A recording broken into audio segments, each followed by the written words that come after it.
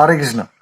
তো আমাদের সমাজে একটা প্রচলিত নিয়ম আছে যে কোনো ছেলে যখন বিবাহ করতে যায় তখন তার মা সেই ছেলের কানে কানে বলে, কোথায় যাচ্ছ বাবা? উত্তরে ছেলে বলে, দাসী আনতে। এখন প্রশ্ন হলো, ছেলেরা বিবাহ করে কি সত্যি সত্যি একজন দাসী ঘরে আনে? কিন্তু না, সনাতন বৈষ্ণব ধর্মের জীবন দর্শন এত ঠুনকো নয়, বরং তা অত্যন্ত গভীরে প্রথিত। তবে হ্যাঁ, ছেলে যখন বিবাহ করতে যায় তখন ছেলের মা ছেলের কানে কানে বলে, কোথায় যাচ্ছ বাবা? উত্তরে ছেলে বলে, দাসী আনতে। এটা ঠিক, এখানে কোনো ভুল নেই। কিন্তু এই আচার অনুষ্ঠানের প্রকৃত অর্থ বুঝতে হবে, তা নাহলে কিন্তু সমস্যা। প্রকৃত আমাদের অর্থটা বুঝতে হবে।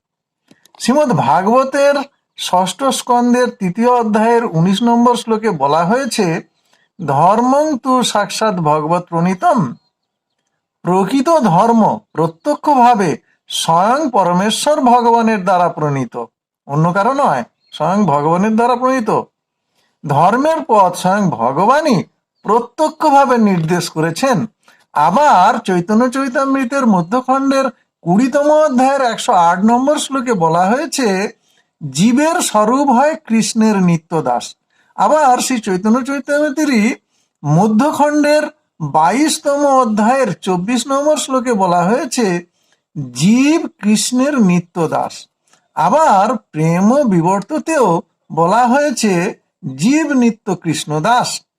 বৈষ্ণবদের প্রত্যেকের বাড়িতেই শ্রী ভগবানের সেবা হয়, আর আমরা দাস্যভাবে সবাই সেবা করি। সবাই আমরা কৃষ্ণের দাস দাসী।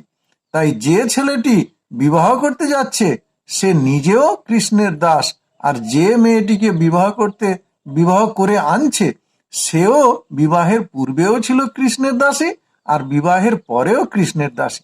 স্বামী স্ত্রী দুজনেই কৃষ্ণের দাস দাসী। স্ত্রীকে বলা হয় সহধর্মিণী। স্বামীর ধর্মে সহযোগিতা করাই তার উদ্দেশ্য।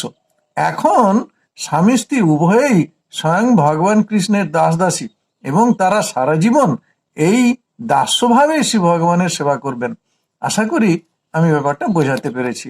হরি বল, হরে কৃষ্ণ।